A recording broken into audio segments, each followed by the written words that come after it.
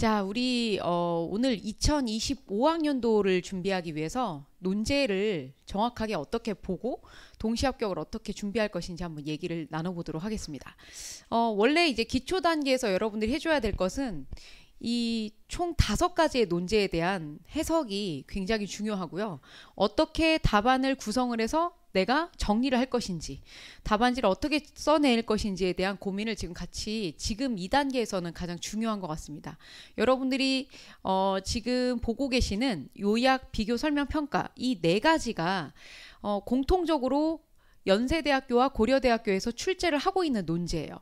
마지막에 이 논하라라고 하는 것은 가장 마지막 단계에서 여러분들이 기초와 기본 정도를 지나갔을 때 자연스럽게 이 논하라는 어떻게 풀이를 해야 될지 여러분들에게 정확하게 인지가 된 상태일 겁니다.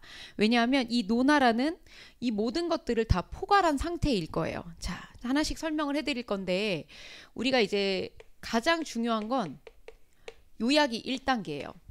자, 이 요약은 여러분들이 가장 뭐라고 생각을 많이 하시냐면 썸머리라고 생각을 하시는데 이건 썸머리가 아니라 패러프레이징이라고 생각을 하셔야 돼요. 재진술이라고 제가 말씀드리고 있거든요. 그래서 다시 진술하는 것, 여러분들의 표현으로 다시 문장을 써내는 것이 가장 중요합니다. 그래서 이 요약 연습은 제가 매번 지금 여러분들에게 이제 요구하고 있는 거고, 우리가 단계가 이제 조금 높아지면 이 요약하는 이 부분을 아예 이제 지우고 이 상태, 지금 교재에는 해설지에 제가 문장 패러프레이징을 전부 해놨는데요.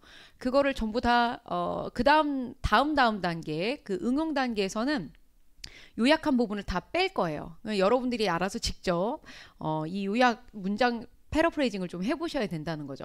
요약 단계는 모든 논제의 기초가 됩니다. 기본이 되기 때문에 비교를 물어보건 설명을 물어보건 평가를 물어보건 저 패러프레이징 무조건 해주셔야 돼요. 1단계에서.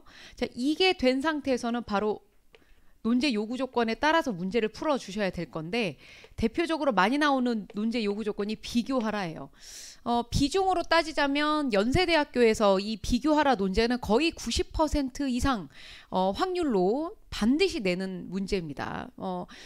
대신 이제 이게 2자 비교이냐 3자 비교이냐 4자 비교이냐 이 제시문의 개수의 차이가 있을 뿐 비교 문제는 반드시 뭐 연세대학교에서는 100% 출제한다고 보셔도 될 논제인 것 같아요. 자, 그런데 비교하라가 아닌 설명하라 평가하라는 연세대보다는 고려대나 이제 고려대에서 조금 더 많이 비중을 가지고 있는 논제 요구 조건입니다. 그래도 연세대에서도 2번 표분석의 문제에서 출제를 하고 있는 논제 요구 조건이에요. 이 비교가 완료가 된 다음 단계에서 여러분들이 준비를 하실 수 있는 게 설명이에요. 결국 설명과 엔드 평가는 이 비교하라 논제를 포괄하고 있습니다. 그래서 만약에 이 말하자면 이 벤 다이어그램처럼 이렇게 포함 관계를 설명하자면 이렇게 포함이 된다고 볼 수 있어요. 설명과 평가 안에 비교가 들어가요. 그리고 더 정확하게는 이 설명한 그 다음 단계로 평가가 들어간다고 보셔도 됩니다. 설명은 말 그대로 무엇을 물어보고 있는지를 우리가 간파를 한 다음에 얘를 설명하라라고 하면 항상 문제 요구 조건이 어떤 식으로 나오는지 한번 보실 건데요. 이제 기초 단계에서 이거를 우리가 같이 이제 문제를 풀어 볼 건데 계속 이제 다루어 볼 내용이지만 설명을 하라고 하면 이 단독으로 이 설명의 대상인 나를 설명하는 것으로 끝나는 게 아니에요. 그러니까 뭐를 바탕으로라고 하는 준거 제시문을 줍니다. 반드시. 그러면 이 제시문 가를 바탕으로라고 한다는 얘기는 가를 근거로 해서 나에 대한 설명을 하라고 했기 때문에 나의 제시문만 주구장창 문장 패러프레이징해서 쫙 나열하면 그건 그냥 요약문이 되는 거예요. 그래서 그렇게 되지 않도록 여러분들이 제시문 가의 내용도 역시 패러프레이징을 해주신 다음에 여기에 나온 핵심 키워드를 제시문 나에 집어넣는 방식으로 문제를 풀어야 돼요. 그러니까 제시문 가에 A가 담겨 있다면 제시문 나를 설명할 때 키워드 A가 반드시 포함이 된 상태로 문제가 제시가 되어야 한다는 거죠. 그래서 이 문제는 이제 요약, 비교, 설명, 평가라고 하는 이 과정들을 여러분들이 쭉 한번 거치시면서 어느 선에서 내가 멈춰야 되는지 어디까지 해야 되는지의 기준을 좀 잡으실 수 있어요. 왜 설명과 평가가 비교를 반드시 포괄하고 있는지에 대한 내용도 여러분들이 이해를 좀 해주셔야 되는데, 비교를 하라고 하면 제시문 두 개의 차이점을 언급을 해주셔야 돼요. 그런데 그 전에 차이점을 얘기하기 전에 공통점도 같이 얘기를 해주는 거죠. 그래서 비교를 하라고 물어보면 자연스럽게 공통점과 차이점을 써야 된다라고 여러분들이 개념을 잡으시면 돼요. 그런데 이 설명과 평가는 우리가 비교를 하는 것은 아니지만 결국 비교하는 것 같은 느낌을 여러분들이 갖고 계셔야 돼요. 왜냐하면 지금 요구 조건이 반드시 가를 바탕으로, 가를 중심으로 제시문 나를, 패턴은 똑같거든요. 설명과 평가가. 그쵸? 완벽하게 똑같은데 가를 설명하거나 평가를 해줘야 돼요. 그런데 온전히 제가 제시문 나만 가지고는 할 수 없다고 말씀드렸잖아요. 왜냐하면 논제 요구 조건이 제시문 가를 바탕으로 이게 있기 때문에 결국에는 두 제시문의 핵심 키워드가 연달아 같이 제시가 되어야 해요. 그래서 비교를 하라고 하는 것을 포괄한다라고 생각을 하시면 된다는 거죠. 왜냐하면 여러분들이 설명을 하실 때 어떤 방식으로 설명을 해주시는 게 좋으냐면, 제시문 나는 가와 어떠한 점에서 유사하다, 맥락이 같다. 이거는 여러분들 공통점을 얘기하고 있는 건데, 사실은 유사하다, 맥락이 같다 이렇게 말을 하는 것도 역시 설명이에요. 설명이 포괄이 된 거예요. 그래서 유사하다, 맥락이 같다라고 하는 걸로 공통점을 앞에 써주고, 그러나 이러한 점에서 뭐뭐의 차이가 있다라고 쓰면 비교가 되는 거기 때문에 이 뭐뭐의 점에서 다른 특징을 갖는다, 이런 식으로 설명을 해주시는 거죠. 그러니까 비교는 공통점과 차이점을 명확하게 얘기를 해주는 걸로 그냥 끝나는 것인데, 여기에서 여러분들이 핵심 키포인트가 되는 것은 비교를 나타내는 상위 개념어를 찾는 거예요. 그런데 여기 설명에서는 그런 상위 개념어 없이 어떤 점에서 각고 다른지만 말로 설명해주면 돼요. 그리고 설명을 할 때 같은 점이 나올 경우에는 제시문 가의 핵심 키워드가 A라고 가정을 하고, 제시문 나의 키워드도 역시 A라고 제시문 가의 A와 같다고 설명할 수 있다. 마지막 마무리를 그렇게 해주는 거죠. 맥락이 같다고 설명할 수 있다. 어떠한 특징을 갖는다고 설명할 수 있다. 이런 식으로 마지막 서술어를 물어본 것으로 그대로 답을 해준다라고 정리를 해주시면 돼요. 그런데 평가는 여기서 뭐가 덧붙여지냐면, 자, 만약에 제시문 가의 A 지점과 나의 A가 같으면 맥락이 유사하다, 같다라고 설명할 수 있다라고 문장을 정리한다 그랬어요. 그런데 평가의 경우에는 가에도 A가 있고 나에도 A가 있으면 맥락이 같잖아요. 그러면 맥락이 같다라고 하는 걸로 끝나면 그냥 설명하는 것이 되기 때문에 뭐뭐에서 A라고 하는 점에서 A의 측면에서 예를 들어 볼게요. 맥락이 같으므로 얘가 근거가 되는 거고요. 이는 타당하다. 이렇게 문장을 쓰는 거예요. 그러니까 타당하다, 타당하지 않다라는 것은 근거가 뭐냐면 제시문 가에 같은 지점이 나와 있느냐라는 거예요. 그러면 타당하다만 있는 게 아니죠. 타당하지 않다도 있습니다. 여기에는 A가 있는데 여기는 A가 똑같이 있어요. 그러면 이 지점은 같은 거예요. 그런데 타당하지 않다라고 하려면 여기에 A가 있으나 여기에는 B가 있어요. 예를 들어. 그러면 같지 않잖아요. 이 부분은. 그러나 B의 측면에서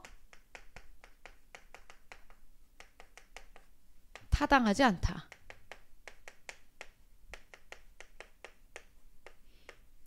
같지 않는 부분에 있을 때는 타당하지 않다라고 얘기를 해주는 거예요. 뭐가? B가 다르니까. 그런데 근거는 뭐냐면 A, 재심은 가가 근거가 되는 것이기 때문에 여기에서는 A가 없기 때문에 A, B가 존재한다는 점에서라고 이제 문장을 정리를 해주면 되겠죠. 이걸 자세하게. 그래서 이거를 일반화시켜 선생님이 설명을 한 거기 때문에 논제를 정확하게 풀어가면서 선생님이 설명을 해주면 여러분들 이해가 조금 더 빠르실 것 같아요. 그러면은 논제를 중심으로 다시 한번 내용 설명을 좀 해드리도록 하겠습니다. 오늘의 논제는 그래서 비교와 평가를 같이 한번 더불어서 풀어볼 수 있는 논제를 제가 드렸는데요. 논제는 이렇게 총 두 가지를 한번 우리가 풀어볼 거예요. 답안을 제가 항상 드리는 패턴이 지금 오늘 자료를 드리는 그 패턴일 거예요. 문장에 대한 패러프레이징을 밑에다가 다 다뤄 드릴 거고, 그리고 답안을 제시를 해 드릴 때 1번에 대한 답안, 2번에 대한 답안에 핵심 포인트에 이제 밑줄을 긋거나 볼드체로 제가 체크를 해드릴 거예요. 그거를 여러분들이 유심히 좀 보시고 그것이 채점의 기준점이 된다라고 판단을 해주셔도 될 것 같아요. 우리가 오늘 보는 거는 비교하여 공통점과 차이점을 설명하라 이렇게 되어 있기 때문에 이 마지막 서술어만 보면 설명하시온가? 이런 느낌이 들 수 있어요.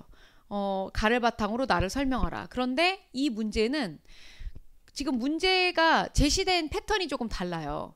가와 나의 주장을 비교하여 공통점과 차이점을 설명하라 라고 한 거기 때문에 여기서부터 여기까지는 다 똑같은 얘기예요. 비교해라 그 말이에요. 공통점과 차이점을 설명하라 라고 하는 말은 비교하라는 말과 같은 뜻이기 때문에 이거는 비교하는 거구나 라고만 판단을 해주시면 된다는 거예요. 그러면 비교 문제에서 가장 중요한 건 뭐다? 상위 개념어다. 그러면 제시문 가와 나의 핵심 키워드를 잡아낸 다음에 이것의 상위 개념어를 써내야 된다는 거죠. 이게 여러분들이 그 논술의 문법을 좀 이해하셔야 되는데 이게 뭐 어떤 거냐면 여기 비교하라라고 하는 논제에서 채점의 기준점이 되는 건 공통점과 차이점을 뽑아내서 정리를 해주는 거였거든요. 그러니까 여기에서는 상위 키워드를 얼마나 잘 썼느냐를 가지고 경쟁을 하는 건데 여기 밑에서는 비판하라라고 했는데 제시문을 활용하여라고 나오면 주어진 제시문을 모두 활용하라는 뜻이에요. 그러면 가나다를 활용하여 가 또는 다를 비판하라 이렇게 나오는 문제죠. 그러면 이거는 뒤에 1번 문제를 해결한 다음에 자세하게 또 다시 한번 정리를 해드릴 거예요. 이런 거는 우리가 이제 조금 꼼꼼하게 좀 정리를 해줘야 될 필요가 있는 논제죠. 그래서 가와 나의 주장을 비교하여 공통점과 차이점을 이제 설명해야 되는데 한번 살펴볼까요? 가의 내용에서 문명은 인간에게 의무의 길을 보여주는 행동 양식이래요. 그래서 의무의 이행과 도덕의 준수는 동의어라고 얘기를 하고 있습니다. 갑자기 이 논술의 문법을 이해해야 된다는 얘기는 무슨 얘기냐면 완전히 다른 제시문을 줘요. 우리한테. 완전히 연결이 안 되는 제시문 가와 나를 준 다음에 연결점이 하나도 없어 보이는데 이걸 비교하라고 하니 그게 좀 답답한 거예요. 어쨌든 우리가 제시문 가에서 문명에 대한 얘기가 나오고 정리를 해보면 의무의 길을 보여주는데 그 의무의 이행과 도덕 준수는 동의어래요. 그 의무의 이행, 의무의 길을 수행하는 것과 도덕의 준수는 같은 말이래요. 그럼 의무의 길은 뭐냐? 결국에는 문명 이렇게 문장 패러프레이징 할 수 있을 것 같아요. 문장을 패러프레이징 할 때 기본 조건은 여러분들이 A는 B이다 라고 하는 형식으로 정리를 한다고 머릿속에 생각을 해주시면 훨씬 더 쉬워요. 그러면 뭐를 잡으면 되냐면 먼저 A라고 하는 전체 주제어를 먼저 잡겠죠. 그리고 마지막에 그 A를 설명하고 있는 서술어를 여러분들이 끌어다가 정리해 주시면 되는데 정답은 나왔죠? 도덕 준수. 문명은 의무의 길인데 그 의무의 이행은 도덕 준수랑 같은 단어래요. 그러면 문명은 도덕을 준수하는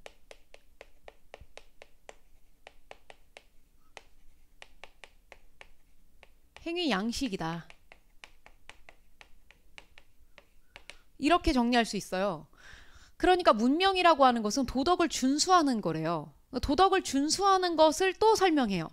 자, A는 B다 나왔어. 이 B에 대해 자세히 설명하고 있죠. 이 부분에 여러분들이 집중해야 돼요. 마음과 열정에 대한 자제력을 얻는 거래요. 우리가 보통 열정적으로 살아라 라고 얘기하지 열정에 대한 자제력을 가져라 라는 말은 잘 안 하거든요. 이게 무슨 말일까? 이게 조금 이해가 안 되는 거예요. 마음과 열정을 자제하래. 이상한 말이죠. 그러니까 열정적으로 막 너무 우악 하지 말고 좀 캄다운 하라는 뜻이에요. 그 도덕을 준수하려면 내가 뭔가 나의 하고 싶은 어떤 뭔가 나의 의지, 내가 뭔가를 원하는 게 있는데 그거를 조금 참아야 도덕을 준수할 수 있어요. 다른 사람들하고의 관계를 뭔가 내가 유지하거나 만들어갈 때 조금 캄다운해서 마음과 열정을 좀 줄여야 다른 사람을 배려할 수 있죠. 그러니까 이 도덕을 준수하는 것은 결국 마음과 열정의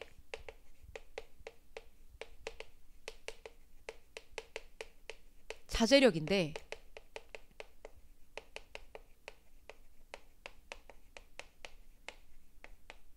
이 마음과 열정의 자제력을 갖는 것은 뭔가 내가 절제를 한다는 거예요. 이거를 다른 단어로 여러분들이 바꿔보려고 애를 써서 일부러 처음부터 내가 무조건 다른 단어로 바꿔야지 라고 막 거기에 꽂혀 있으면 오히려 다른 단어가 생각이 안 나고요. 조금 유연하게 여유 있게 읽고 있다가 이런 단어로 바꿀 수 있나라고 생각이 나면 여러분들이 그 단어를 써주실 수 있어요. 저는 이거를 절제라는 단어로 쓸 것 같아요. 자, 그렇게 함으로써 우리는 자신의 모습을 알아갑니다. 자, 문명에 해당하는 구자라트 어는 올바른 행동을 의미합니다. 오, 나왔어요. 그러니까 결국 문명이라고 하는 것은, 다시 문장 패러프레이징 조금 더 풍성하게 하자면, 도덕을 준수하여, 도덕을 준수하여, 여기가 야 같으니까 도덕을 준수하여 올바른 행동을 하는 것.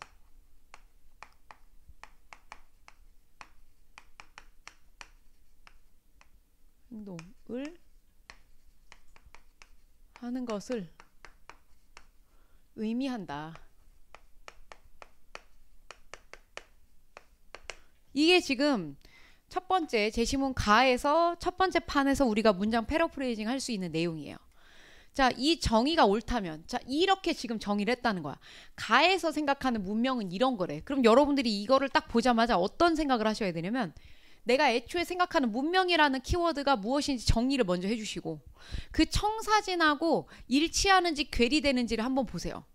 자, 여기서 문명은 도덕을 준수해서 올바른 행동을 하는 걸 의미한다. 우리가 생각하는 문명은 이런 건가요? 우리가 생각하는 문명은 어떤 걸까?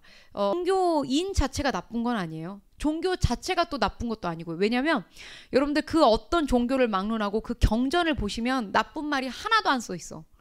선을 실천하라고 되어 있고 이웃을 사랑하라고 하지 악을 저질러라 그런 말은 단 하나도 없어요. 근데 그거를 배운 인간이 문제인 거지. 근데 어쨌든 이 사제는 종교의 어떤 지도자를 얘기하는 거잖아요. 그러니까 종교적 지도자가 이 왕과 왕의 칼, 윤리의 칼처럼 똑같이 그 위에 있다는 얘기니까 결국 도덕이 가장 첫 번째다라는 얘기예요. 그렇죠?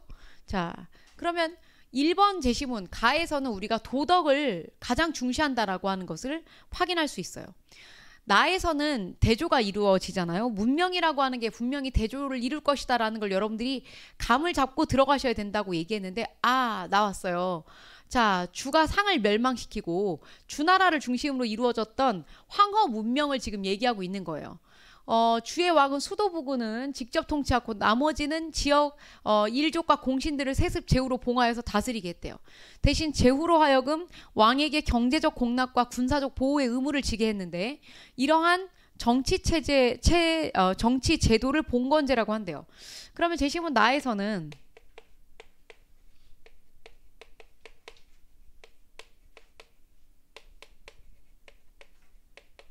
봉건제를 통한 황허 문명에 대해서 얘기하고 있는 거예요. 근데 이 봉건제가 뭐냐면 말하자면 시스템이에요. 시스템. 정치적, 경제적 체제인데 이 시스템이라고 하는 것은 한 번 갖추어 놓으면 알아서 굴러가요. 그렇잖아요. 그래서 뭔가 체계를 딱 만들어 놓고 자, 이거 이렇게 할 거야. 우리 이렇게 운영할 거야. 이렇게 운영하면 조금 더 수월하겠죠. 어떻게? 더 큰 범주에 있는 영토를 한 나라 국가, 군주가 다스릴 수 있는 시스템을 만들어 놓은 거예요. 내가 현실적으로 다 직접 통치하기는 어려우니까 수도 부구는 내가 하고 여기가 메인이니까 나머지는 너네가 다스려라. 그런데 위기 상황에서는 황제를 보호하기 위해서 무조건 출병을 해라. 이런 얘기죠. 근데 이게 참 이들도 계산하기가 복잡했을 거예요. 왜냐하면 그 제후들이 너무나 많은 군사력을 가지고 있으면 쿠데타를 일으킬 수 있잖아요. 그러니까 적절한 선에서 군사력을 이제 갖게 하고 적절한 선에서 나의 보좌를 하기 위해서 그래서 일가 친척으로 다 만드는 거예요. 자, 근데 봉건제를 뒷받침하는 제도와 사상이 종법제와 천명사상인데 우리가 이제 제도만 있으면 이게 말하자면 껍데기죠. 형식만 있으면 언제든 없어질 수 있으니까 이 형식을 탄탄하게 유지하게 만들 뭐가 있어야 되는 메인 중심 정신 세계가 있어야 돼요. 세계관 일종의. 근데 이들이 어떤 세계관을 가지고 있냐면 이 황제 중국에 24명의 황제가 있었어요. 근데 이 24명의 황제가 다 왕의 하늘의 아들, 그러니까 천자라고 말을 하죠. 하늘이 내린 아들, 그러니까 하늘의 아들이고 이거는 거의 신의 아들이라고 보셔도 될 정도로 굉장히 그 높은 위치와 품격을 가지고 있는 자인데 처음에 주나라가 상나라를 멸망시켰잖아요. 그러면 이들은 뭐가 없는 걸로 이해가 될 수 있냐면 도덕성이 문제가 생길 수 있어요. 왜냐면 이게 황제는 왕의 아들이라, 아니 신의 아들이라며. 천신이야, 천신. 하늘이 부여한 자야. 그런데 이 자를 내가 물리쳐가지고 그 다음 왕이 되었어. 황제가 되었어. 그러면 이 백성들은 이 사람을 따르겠나? 안 따르죠. 왜? 아니 신의 아들을 쳐내고 네가 그 자리에 앉는다고? 너의 도덕성에 문제가 있다. 이렇게 생각할 거란 말이에요. 그러니까 무엇을 적용하냐면 종법제와 천명사상. 종법제는 위에서 아래로, 그쵸? 아까도 얘기했던 혈족으로 이게 상속이 되도록, 세속이 되도록 이 시스템이 자식 큰아들을 중심으로 이어갈 수 있도록 종법제를 만들었어요. 자, 그리고 이 제도를 통해서 뭐를 안정시켜요? 사회 질서를 안정시켜요.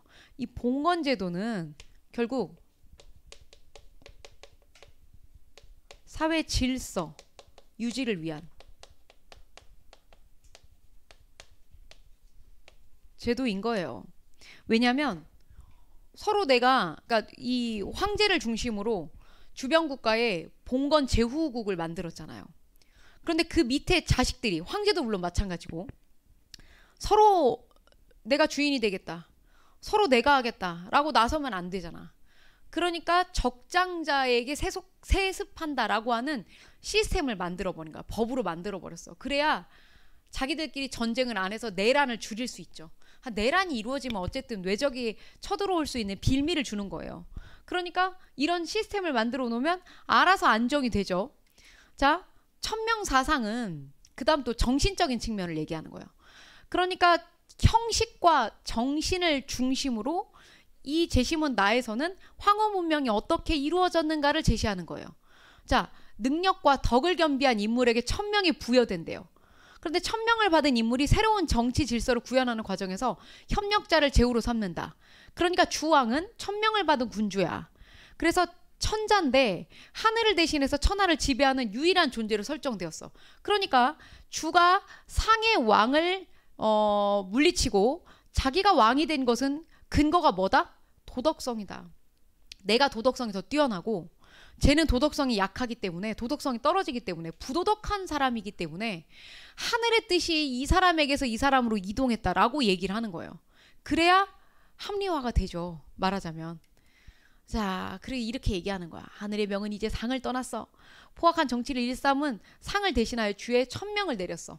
그래서 주는 덕으로서 백성을 다스리며 천명을 받들 것이다. 아니, 덕치를 하겠다는데 백성들은 제가 널 다스렸는데 제가 덕성이 떨어지고 내가 덕성이 더 높아. 콜? 이렇게 얘기하는 거야. 다들 수긍하는 거죠. 좋아. 나는 너가 덕으로 다스리면 난 너를 따르겠어. 이런 식으로 사람들을 말하자면 합리화하고 회유를 하는 거예요. 그러니까 상에 대한 무력 정보를 합리화하기 위해 다 설명이 되어 있어요. 합리화라고. 그러면 여기서는 이 봉건제라고 하는 시스템을 바탕으로 지금 얘기를 하고 있는데 이런 체제와 질서를 위해서 무엇을 추구하고 있냐면 천명사상을 통해서 정서적인 안정까지 도모를 하는 거예요. 군중들을 합리적으로 내가 이끌 수 있다라고 하는 합리화를 하는 거죠. 여기서 합리화라는 단어가 나왔어요. 그러니까 합리화라고 하는 것은 내가 너네를 다스릴 만하다라고 하는 근거로서 천명사상을 이끌어낸 건데 여기서는 도덕성을 지닌 지도자가 너희를 다스릴 수 있다라고 하는 걸 얘기하는 거예요. 그러면 결국 이게 어떤 거냐? 이 뒤에 사실은 별로 크게 중요하지 않아요. 우리가 이 둘의 공통점은 뭐냐면 여기에서 도덕성이 굉장히 이 나라의 통치를 위해서 나라의 그 운영 방식에 굉장히 중요하게 작용한다는 거예요. 뭐가? 도덕이. 그러니까 공통점 이미 나왔네요. 공통점. 이 둘의 공통점은 도덕성을 강조하고 있어요.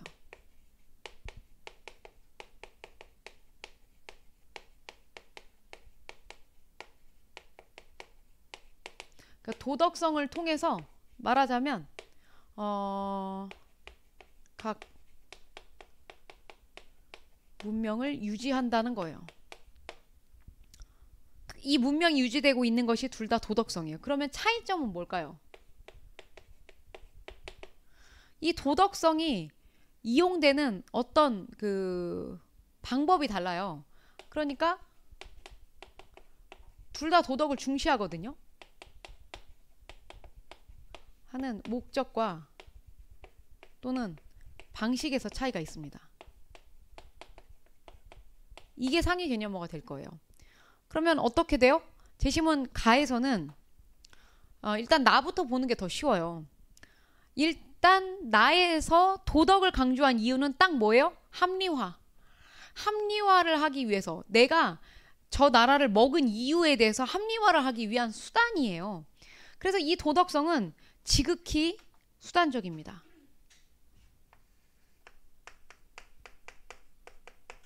그런데 여기에서의 도덕성은 올바른 행동을 하겠다라고 하는 것 그 자체가 굉장히 중요해요. 그래서 이 올바른 행동 이 부분이 결국 목적 그 자체. 우리가 이거를 이렇게도 씁니다. 본질이라고 써요. 그쵸? 그러니까 제시문 가에서 도덕을 추구한 것은 본질 그 자체니까 그냥 그게 끝이니까 그게 답이니까 하는 거예요. 그런데 나에서는 그게 답이니까가 아니라 그걸 이용해서 나라의 안정을 유지하려고 하는 거예요. 이해되시죠?